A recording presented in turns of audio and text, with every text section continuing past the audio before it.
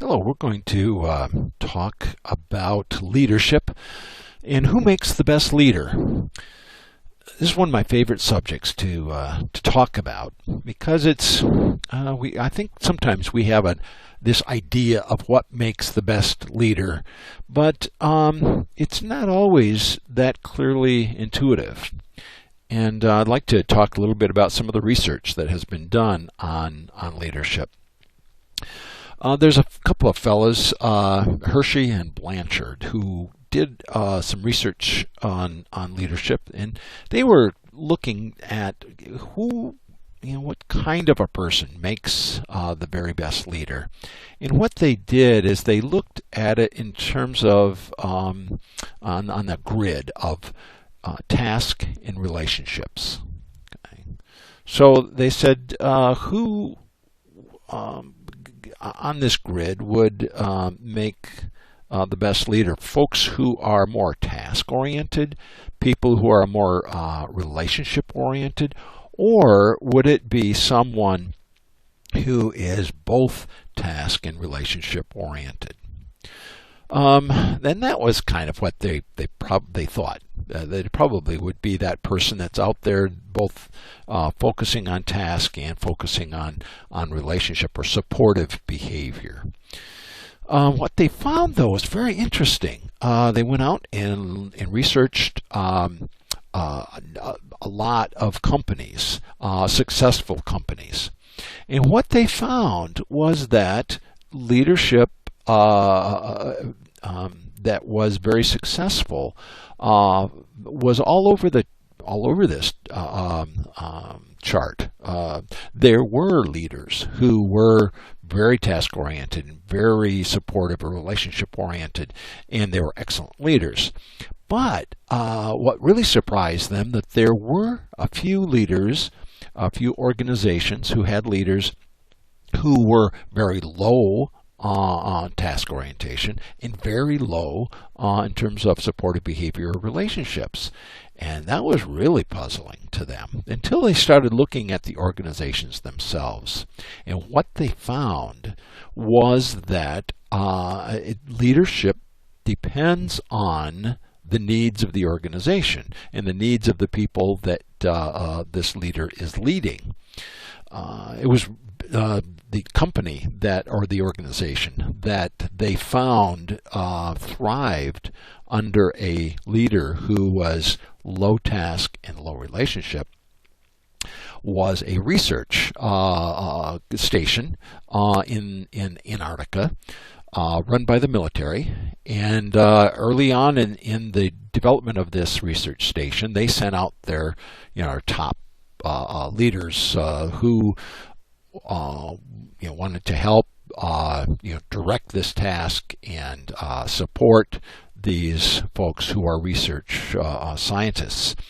But what they found was that the best leader for that group was someone who just basically stayed out of the way, because the people who were involved in this research were people who were highly motivated. They really wanted to know the results of what they were studying. They were also very knowledgeable. They knew more than anybody else in the world about their particular area of study and research. So no matter what who they hired for a leader, that person's probably going to know less than the folks that they are leading. So basically, the leader in this case was a person who made sure that that they were supplied with the supplies they needed, and kind of dealt with the red tape of the organization, but just stayed out of those folks' way. Now, the folks who were highly task-oriented and kind of low in terms of their relationship or supportive behavior tended to be leading those kinds of organizations where the employees were less. They didn't understand exactly what needed to be done, but they didn't need the support. They're motivated, but they didn't understand the task at hand, and so it took a lot of telling to help those folks understand what needed to be done, and so a task-oriented leader in that situation was good.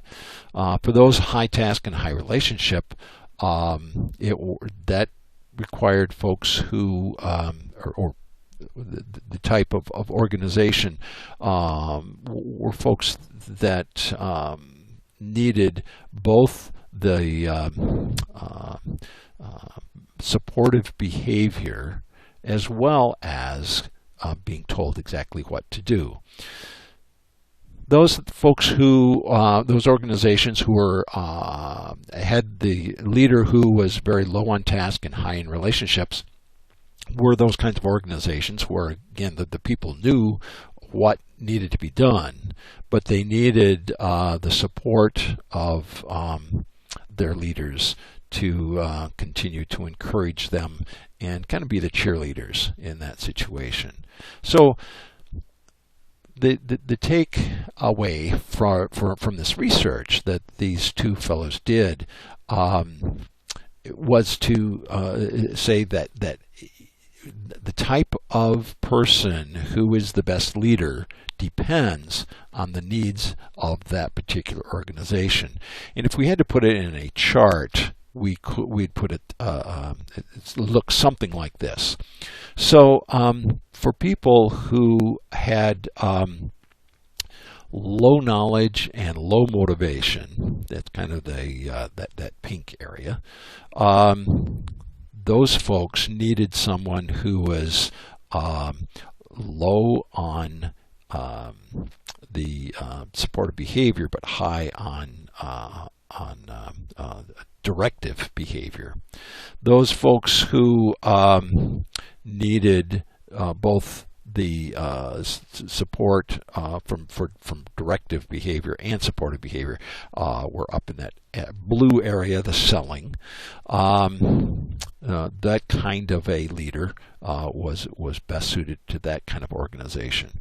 The participating leader, someone who again didn't focus so much on directing behavior and not so much on the task, but were very supportive.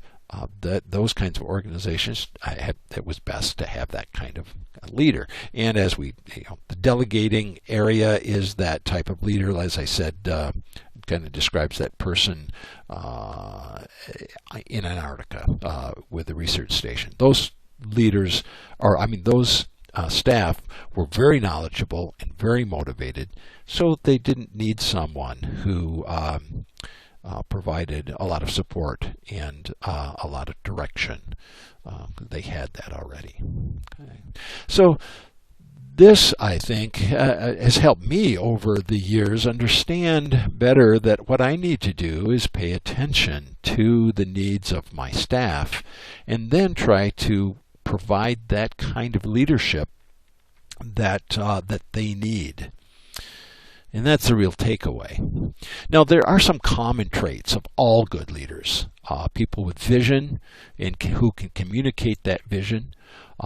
People who are trustworthy.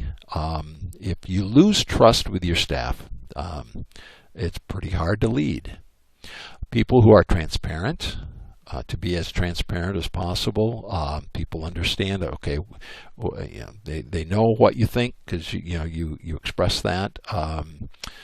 People who are stable, very competent. It's an important trait, and one that people don't often think of in terms of leaders, but somebody who's humble, who's able to admit mistakes.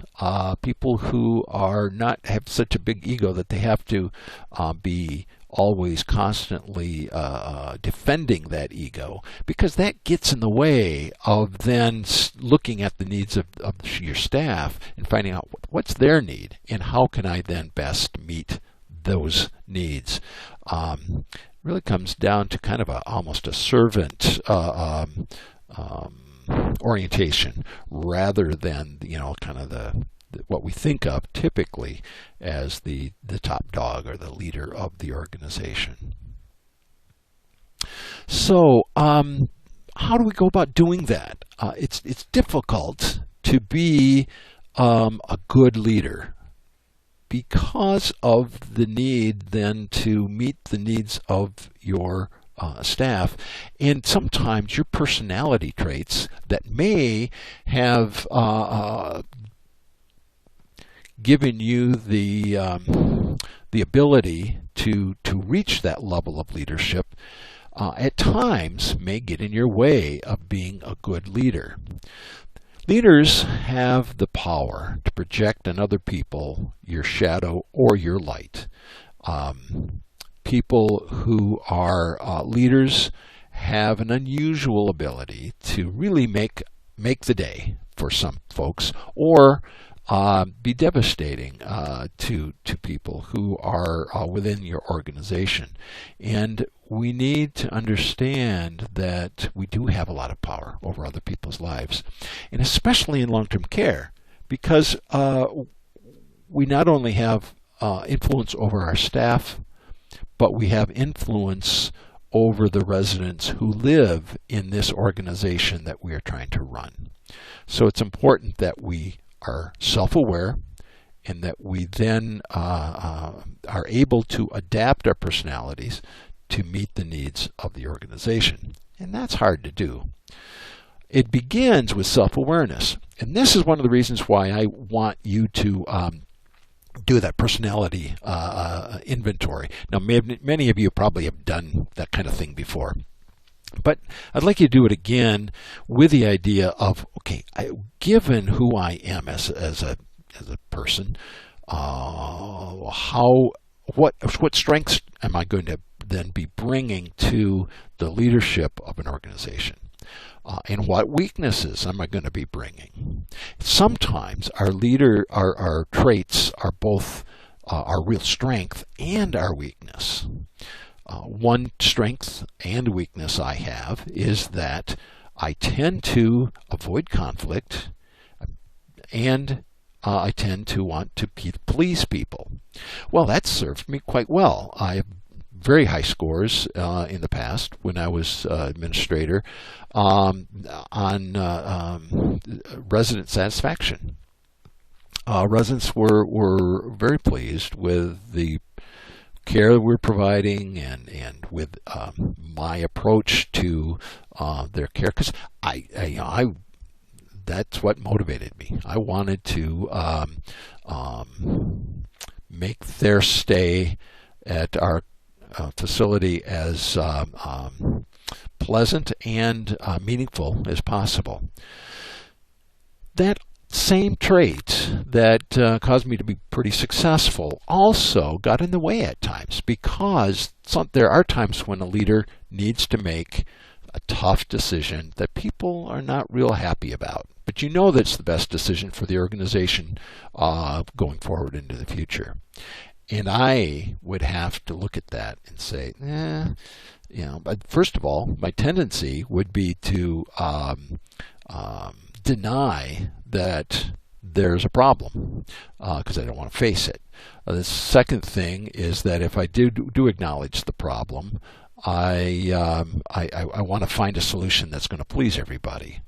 But I need to realize, okay, now my tendency is to people please. I really need to look at this as objectively as possible, and then from that objective perspective, make the best decision for the organization and have the courage to then follow through on that. But it really begins then with self-awareness. I don't know if you're familiar with the Johari window, but this kind of Psych 101. What we want to do here is we want to take that part of ourselves that is open to others and ourselves, that we are very self-aware, and try to expand that window. We want to try to shrink the window we're blind to, where we maybe not as self-aware as we wish to be, but other people clearly see that we have certain tendencies that we may be blind to. That's kind of like the worst situation for a leader to be in. I have an acquaintance who is very controlling, but they don't recognize the fact that they're controlling. In fact, they'll even say, I used to be controlling, but I've dealt with that and I've moved on. Well, everybody around them would say, no, they haven't moved on. They are very controlling, but that person doesn't see it within themselves and therefore isn't able to work on it because they thought they had and has completed their work and don't need to pay attention to their controlling behavior anymore. I'm sure you've probably dealt with leaders or managers in your work situations that may have those kinds of blind spots in their lives. Well, we all do. So let's try to, what we want to do as leaders, do the work we need to do to kind of shrink that as much as possible. There may be some things that we know about ourselves that we want to hide from others. That's not unhealthy. I think in fact it is pretty healthy to realize, well, no, I don't need to let everybody know everything about myself. But then there's that black area of, other people don't know this about me, but I don't know about this about me either. I don't know if you've ever had the experience of doing something and then looking back on it and saying, why in the world did I do that? And other people around you may kind of question it too. Why did you do that? Sometimes there are things we do out of subconscious that we just simply aren't aware of. That's also a window, obviously, we want to shrink if we want to be a good leader. So self-knowledge is not the end of the process. We need to then understand how to control our behavior. Simply being aware that I am afraid of conflict, and that is something I know about myself, isn't enough. I need to overcome the fear of conflict and enter into conflict situations when I need to be a good leader. So self-control is a very important trait of a good leader. And then, even that self-control, how do we find that self-control? Well, it really requires us to do what Parker Palmer calls inner work. A leader is a person who must take special responsibility for what's going on inside him or herself, inside his or her consciousness, lest the act of leadership create more harm than good. And we all know leaders who have created more harm than good because they're acting out of their own selfishness rather than acting out towards the needs of the organization as a whole. Over the 33 years I spent as a nursing home administrator, I made a lot of decisions. Some of those I look back on with pride, while others I remember with a feeling of discomfort. The worst decisions I made were made out of my own needs to be liked, or my need to control, or my need for attention, or my need to avoid conflict. Not all decisions I made from selfish needs were bad decisions, but most of the bad decisions were from selfish needs. Until I became aware of my needs, the needs I had, and learned to set them aside, or at least to some degree, they were really a dangerous distraction. Being an effective manager or leader takes a great deal of this inner work. The inner work is not necessarily religious work, but it is spiritual work in the sense that it deals with our spirit, the part of ourselves we recognize as kind of like the root of our being. As a manager, you have a lot of power and influence to help and to harm, to heal and to hurt. The degree to which you are in charge, you have the power and influence to do great harm or great good. I think we can look at leaders around the world and see that. Decisions based on greed, ego, and selfish ambition can devastate a lot of people's lives. As leaders, it is imperative that we all do the inner work necessary to stay in touch with ourselves. We have great capacities to rationalize and be in denial and justify our actions. And I think the smarter we are, the more capacity we have to do that. Good people with good intentions can quickly find themselves in situations where tough decisions need to be made, decisions with the potential of compromising integrity. It can and does happen to all of us who are in positions of authority. So do the work necessary to keep in touch with yourself. Know yourself well enough to recognize the difference between mission and ego, between what is best for the organization and what you want, between rationalization and legitimate compromise, which is necessary at times. Okay, so enough for that sermon. Long-term care leaders are tasked with creating environments of living as well as of care. So it's extremely important for us to again, do this work that we need to do to be good leaders, to create environments where people can thrive. So what would that look like? What kind of leadership would allow for that? And that's something that you need to answer for yourself.